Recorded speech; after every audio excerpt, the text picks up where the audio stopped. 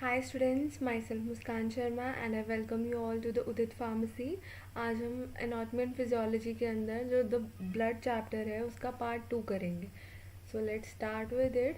सबसे पहले हमारे पास आता है ब्लड ग्रुप्स। हम बेसिकली पिछले पार्ट में पढ़ चुके हैं ब्लड क्या होता है, फंक्शंस क्या है, उसके कॉम्पोजिशन क्या है, किस किस का मिल के बना है और क्या क्या फंक्शंस है। तो अब हम पढ़ेंगे ब्लड ग्रुप्स के बारे में। ABO blood group system was discovered by Carl and Steiner in 1900। Humans के अंदर जो ब्लड ग्रुप सिस्टम है वो कौन सा है? ABO ब्लड ग्रुप सिस्टम है। और उसको डिस्कवर किसने करा था? कार्ल लिंस्टीनर ने करा था 1900 में। ठीक है। The blood of one person is not always compatible with that of the another person. ज़रूरी नहीं है हर पर्सन का सेम ही ब्लड हो। हर पर्सन का अपना अपना ब्लड होता है टाइप का, और कंपैटिबिलिटी सेम नहीं होती किसी एक पर्सन के दूसरे पर्सन के साथ।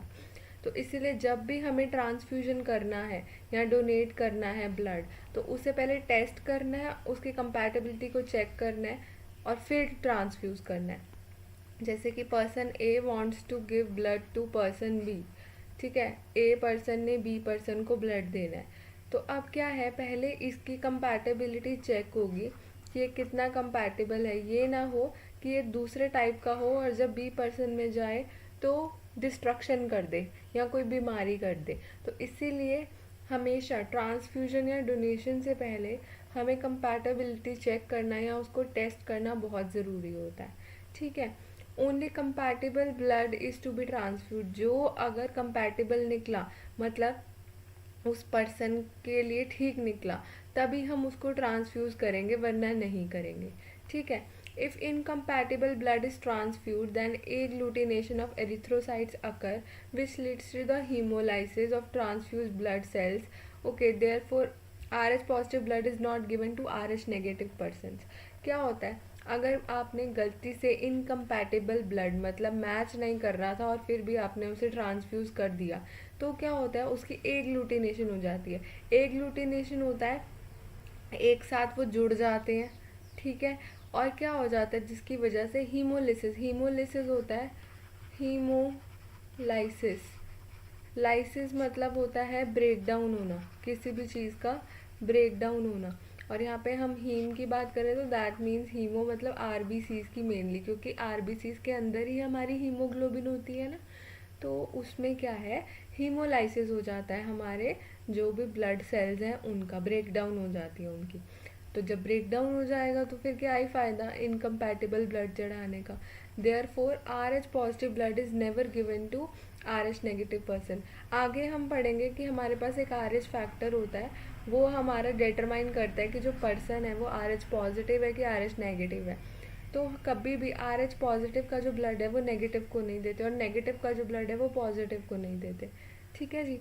देर आर 4 मेन ब्लड ग्रुप्स। 4 तरह के ब्लड ग्रुप्स होते हैं हमारे पास। Blood group AB and O। 4 तरह के हो गए, AB एंड O। ओके। फिर अब ब्लड डोनर, कुछ डेफिनेशंस पढ़ते हैं। ब्लड डोनर कौन हुआ? डोनर मतलब वही जो डोनेट करेगा ब्लड को। ठीक है। तो क्या है, अ पर्सन हु गिव्स और donates the blood to another person is known as blood donor. वही बोला है कि जो एक पर्सन दूसरे पर्सन को डोनेट करता है या ब्लड देता है उसको हम बोलते हैं ब्लड डोनर। ठीक है। फिर आता है ब्लड रेसिपिएंट या ब्लड एक्सेप्टर। नाम से पता चल रहा है, रेसिपिएंट मतलब रिसीव करेगा, ब्लड एक्सेप्टर मतलब एक्सेप्ट करेगा, एक ही बात है। ठीक है। अ पर्सन हु रिक्वायर्स और एक्सेप्ट्स द ब्लड, यहाँ पे आएगा, रिक्वायर्स नहीं आएगा।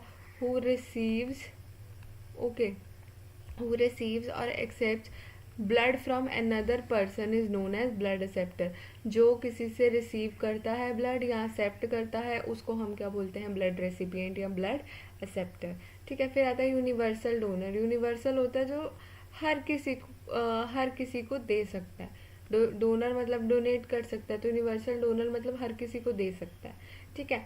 अ person who donates the blood to all types of blood group. ऐसा पर्सन जो सारे ब्लड ग्रुप्स को ब्लड दे सकता है, तो उसको हम बोलते हैं क्या? Universal donor. तो हमारे सारे ब्लड ग्रुप में से जो O ब्लड ग्रुप होता है वो हमारा क्या होता है? Universal donor. ठीक है, फिर आता है हमारे पास यूनिवर्सल एक्सेप्टर। अब क्या करेगा, ये सबसे ब्लड ले लेगा। अ person who accepts the blood from all the other blood group, एक ऐसा पर्सन या ऐसा ब्लड ग्रुप जो सभी ब्लड ग्रुप से ब्लड ले सकता है, तो उसको हम बोलते हैं यूनिवर्सल एक्सेप्टर। तो वो होता है हमारा A B blood group. A B blood group हमारा यूनिवर्सल एक्सेप्टर होता है और ओ ब्लड ग्रुप हमारा यूनिवर्सल डोनर होता है। इंपॉर्टेंट थिंग है याद रखने की। ठीक है, फिर है the membrane of erythrocytes contain antigens called agglutinogens. फिर क्या, जो हमारी मेम्ब्रेन है एरिथ्रोसाइट्स, एरिथ्रोसाइट्स कौन थे, हमारे आरबीसी। सपोज ये हमारा आरबीसी है, इसका जो हमारे पास बाहर की मेम्ब्रेन है उसके सरफेस पे कुछ एंटीजेंस प्रेजेंट होते हैं जिनको हम क्या कहते हैं, एग्लूटिनोजेंस। क्या बोलते हैं हम उनको, agglutinogens. And people have neutral antibodies in the plasma, और उन्हीं के प्लाज्मा में क्या होते हैं, हमारे न्यूट्रल एंटीबॉडीज होते हैं। ठीक है, जिनको हम क्या बोलते हैं, एग्लूटिनिन्स। क्या बोलते हैं हम उनको, एग्लूटिनिन्स। फिर अब क्या है, द एग्लूटिनोजेंस मतलब जो एंटीजेंस थे वो जेनेटिकली डिटरमाइंड होते हैं, वो फिक्स होते हैं। ये नहीं है तुम अपनी मर्जी से चूज कर रहे हो, नहीं जी हमको तो ब्लड ए बी ही चाहिए, नहीं हमको ओ ग्रुप ही चाहिए, ऐसे नहीं होता। ये जेनेटिकली डिटरमाइन होता है, आपको आपके पेरेंट्स से मिल रहा है, आपके जेनेटिक कॉन्स्टिट्यूशन आपके पेरेंट्स के ब्लड ग्रुप से पता चलता है कि आपका ब्लड ग्रुप क्या होगा। ठीक है, और ये दो तरह के होते हैं एग्लूटिनोजेंस की बात करें, ए एंड बी, ए और बी दो तरह के हमारे पास एंटीजन है। इनकी प्रेजेंस एब्सेंस ही डिसाइड करती है कि आपका ब्लड ग्रुप क्या होगा। ठीक है, द एग्लूटिनिन्स जो एंटीबॉडीज है in the plasma are of opposite type. जैसे ए है, ठीक है, तो इसका फॉर सपोज ए एंटीजन है तो इसका ऑपोजिट एंटीबॉडी प्लाज्मा में होगा। हम देख लेते हैं एक बारी। तो एग्लूटिनोजन एंड एग्लूटिनिन, एग्लूटिनोजन मतलब एंटीजन की बात हो रही है और एग्लूटिनिन मतलब एंटीबॉडी की बात हो रही है। एबीओ ब्लड ग्रुप में क्या हिसाब होता है, अगर तो आपका ब्लड ग्रुप ए है तो एग्लूटिनोजन मतलब आपके सरफेस पे, आपके आरबीसी के सरफेस पे कौन सा एंटीजन प्रेजेंट है, एंटीजन ए प्रेजेंट है। और एग्लूटिनिन इन प्लाज्मा, और अब मैंने बताया था पीछे ही कि जो एंटीबॉडी होता है वो उसका ऑपोजिट होता है, तो that means anti B antibody आपको मिलेगा प्लाज्मा में। ठीक है, फिर अगर बात करें ब्लड ग्रुप बी की, तो ब्लड ग्रुप बी में एंटीजन कौन सा होगा सरफेस पे, बी, और एग्लूटिनिन कौन सा होगा, एंटी ए, इसका उल्टा। ठीक है, फिर आता है ए बी की बात करें, ए बी में दोनों ही प्रेजेंट होते हैं हमारे एग्लूटिनोजन मतलब एंटीजन, दोनों ही आरबीसी के सरफेस पे प्रेजेंट होते हैं। और इसमें क्या होता है, नो एंटीबॉडी, क्योंकि ए भी आ गया बी भी आ गया, अब इसका ऑपोजिट क्या, सी लाएंगे, नहीं ना, हो नहीं सकता ना, तो नो एंटीबॉडी प्रेजेंट होता है। ठीक है, फिर अगर ओ की बात करें तो नो एंटीजन, ओ तभी होता है जब आरबीसी के सरफेस पे, आरबीसी है इसके सरफेस पे कोई भी एंटीजन नहीं प्रेजेंट है, तब हमारा कौन सा होता है, ओ ब्लड ग्रुप होता है। ठीक है, और इसका उल्टा होता है एंटी ए एंटी बी, क्योंकि दोनों ही नहीं है तो यहाँ लिख सकते हो ना आप एंटी ए एंटी बी। तो ये होता है हमारे पास एग्लूटिनोजन इन आरबीसी और agglutinin in plasma according to different blood groups. ठीक है जी, अब देखें if your blood type is, देखो अगर आपका ब्लड ए पॉजिटिव है तो आप क्या है, आप किन किन को ब्लड दे सकते हो, ए पॉजिटिव को और ए बी पॉजिटिव दोनों को दे सकते हो। ठीक है, और रिसीव किन से कर सकते हो, ए पॉजिटिव से तो कर ही सकते हो, ए नेगेटिव से भी कर सकते हो, ओ पॉजिटिव से भी कर सकते हो, ओ नेगेटिव से भी कर सकते हो। ओ से क्यों कर सकते हो, क्योंकि ओ हमारा यूनिवर्सल डोनर होता है। क्या होता है, यूनिवर्सल डोनर होता है हमारा। ठीक है, फिर आता है ओ पॉजिटिव, जो ओ पॉजिटिव है वो किन किन को ब्लड दे सकता है, वो सभी को ब्लड दे सकता है। ठीक है, और रिसीव किन से कर सकता है, O positive and O negative, अपने स्पेसिफिक से ही वो रिसीव कर सकता है, लेकिन वो दे सबको सकता है। ठीक है, बी की बात करें तो बी और ए बी को वो दे सकता है, और बी और बी से ले सकता है, और ओ से तो ले गई।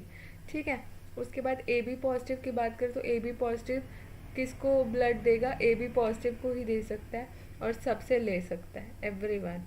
ठीक है, फिर ए नेगेटिव बिल्कुल सेम है, आप पढ़ोगे तो आपको आइडिया हो जाएगा।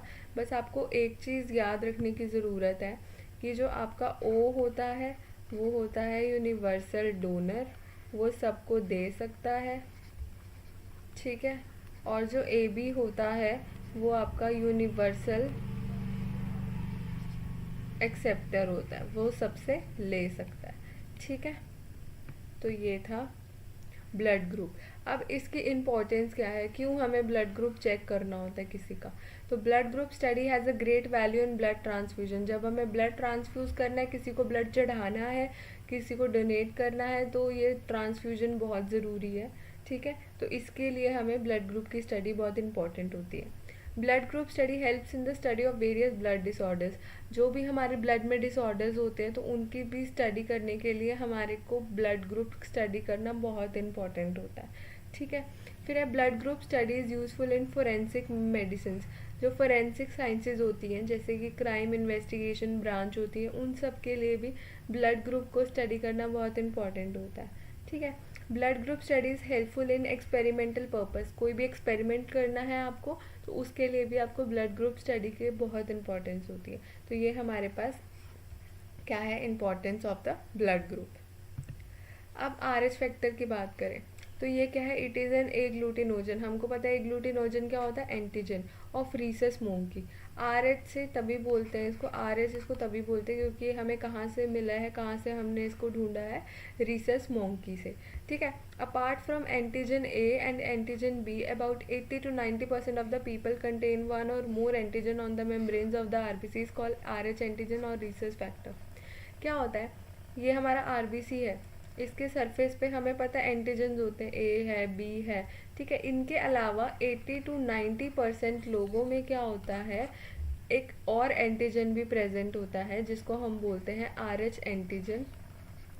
ठीक है, RH एंटीजन या फिर हम उसको बोलते हैं रीसस फैक्टर।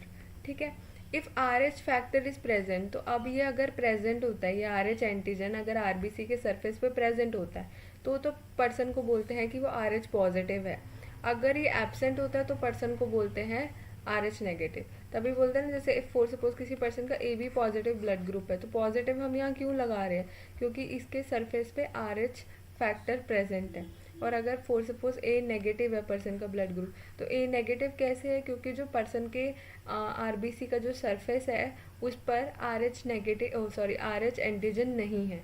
ठीक है, तो एब्सेंट है तो तभी हम उसके ब्लड ग्रुप में नेगेटिव लगाते हैं। तो अब समझ आ गया आपको पॉजिटिव नेगेटिव क्यों लगता है ब्लड ग्रुप में।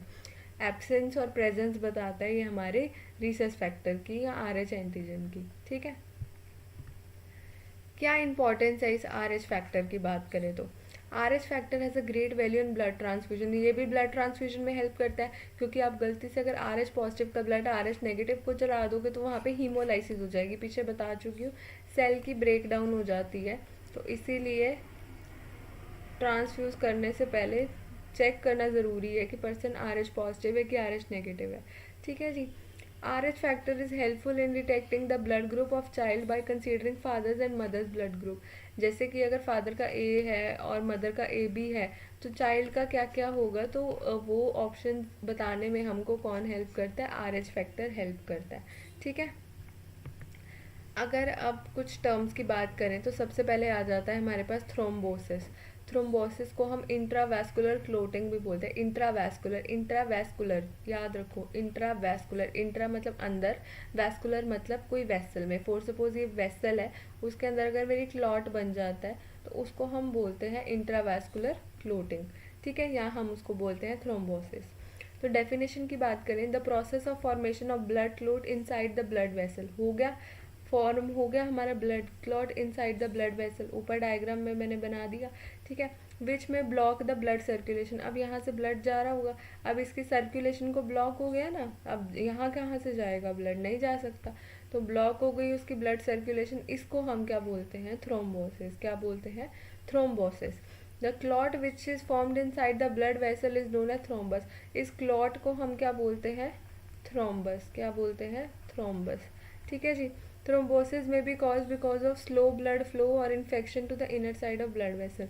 कॉजेज में अगर बात करें तो क्या क्या है, अगर बहुत स्लो ब्लड फ्लो कर रहा है या फिर इन्फेक्शन है कोई ब्लड वेसल में, तो उस कारण से क्या हो जाता है, हमको थ्रोम्बोसिस हो जाता है।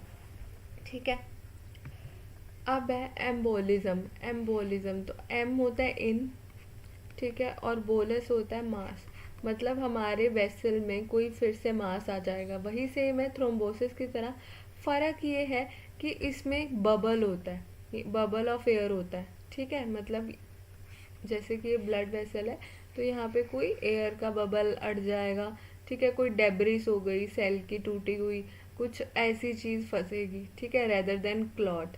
क्लॉट कम केसेस में होता है, हो जाता है कई बारी, बट क्लॉट बहुत कम केसेस में होता है। Bubble of air, debris particle, ये ज़्यादा होते हैं, ठीक है।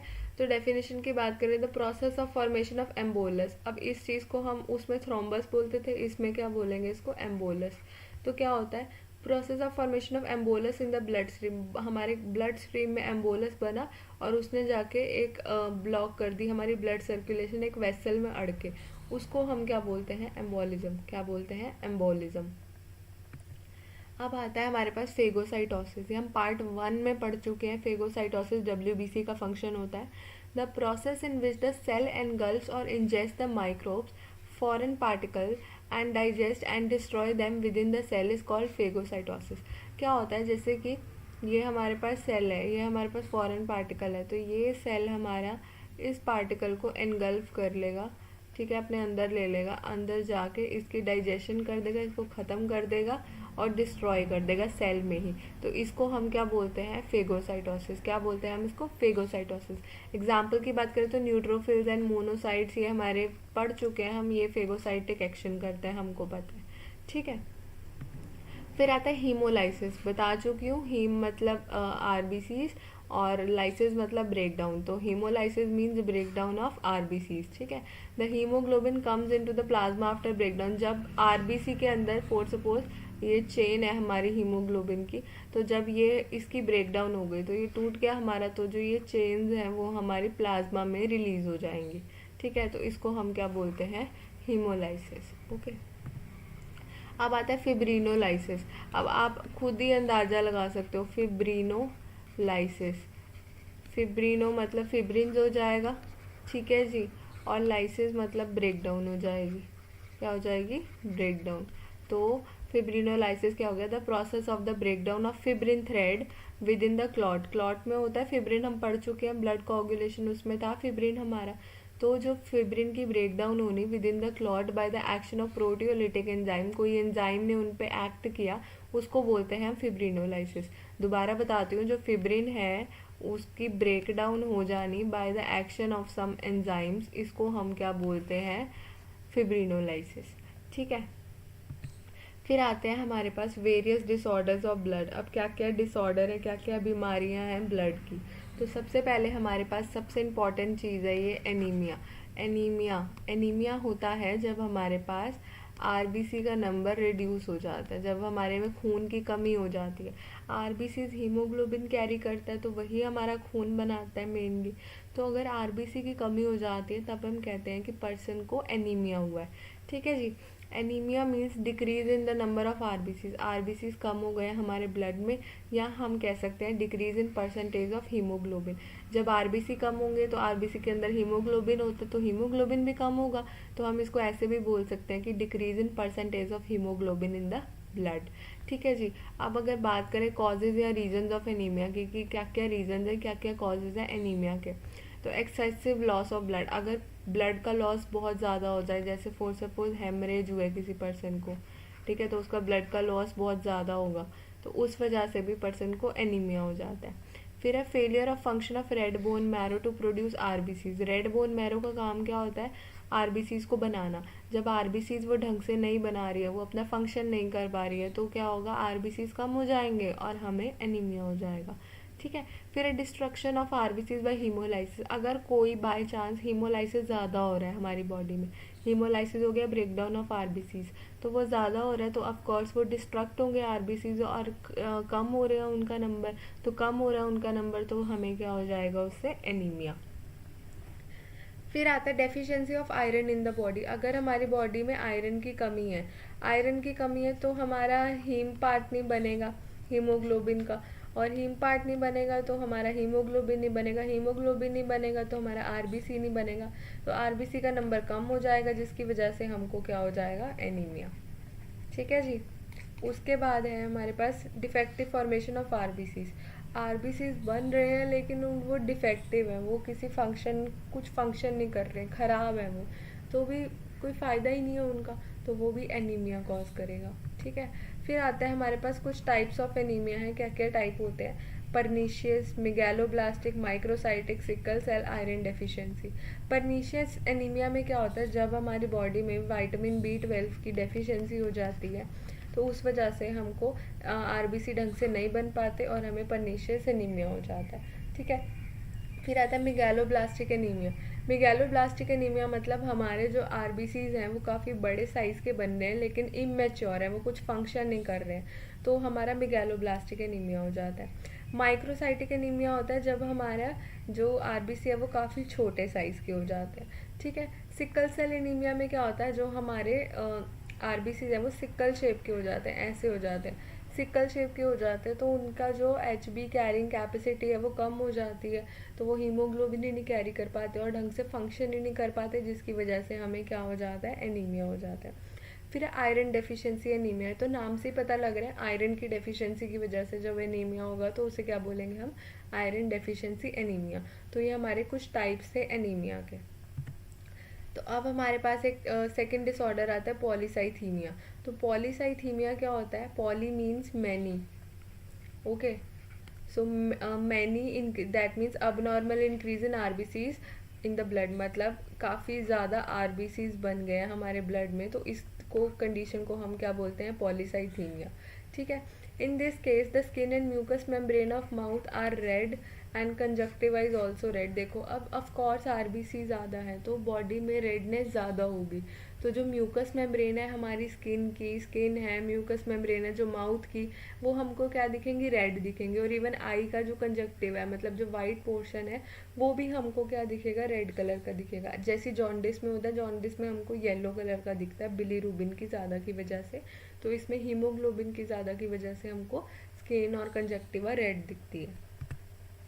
फिर बात करें ल्यूकीमिया की, तो ल्यूकीमिया हमारा थर्ड टाइप है ब्लड डिसऑर्डर का। Leukaemia means uncontrolled increase in production of WBC। जब हमारे वाइट ब्लड सेल्स बहुत ज़्यादा ग्रो करने लग जाते हैं तो उसको हम बोलते हैं ल्यूकीमिया। तो इसको हम कैंसर ऑफ ब्लड भी बोलते हैं, क्या बोलते हैं, कैंसर ऑफ ब्लड। ठीक है। कि कैंसर क्या होता है, अनकंट्रोलेबल ग्रोथ हो जाती है जब हमारे सेल की कंट्रोल में नहीं रहती, काफ़ी ज़्यादा ग्रोथ हो जाती है, तो उसको हम बोलते हैं कैंसर ऑफ ब्लड। तो ल्यूकीमिया में भी WBCs की ज़्यादा प्रोडक्शन हो रही है तो तभी इसको हम बोलते हैं कैंसर ऑफ ब्लड। ठीक है। कॉजेज़ क्या है, ionizing radiation produce X ray. X ray क्या होता है, कई बार एक्सरे करवाते हैं तो जो आपने देखा होगा, जो पर्सन होता है उसने काफ़ी सब शील्ड वगैरह पाई होती है। क्यों पाई होती है, क्योंकि एक्सरेज बहुत ज़्यादा हार्मफुल होती है, ये हमारे जीन्स वगैरह को, हमारे सेल्स को म्यूटेट कर देती हैं, उनको चेंज कर देती हैं और उनमें बीमारियां ला देती हैं। तो इस वजह से जो आयनाइजिंग रेडिएशंस है वो हमारी कहीं ना कहीं रिस्पॉन्सिबल होती है ल्यूकीमिया करने के लिए। ठीक है। And some chemicals cause the change in the genetic makeup of the white precursor.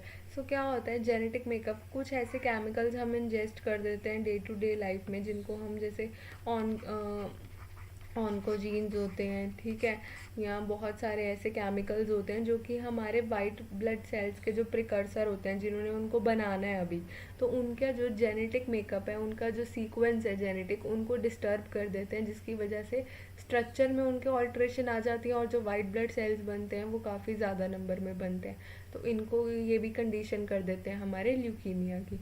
ठीक है। फिर आता है ल्यूकोपीनिया।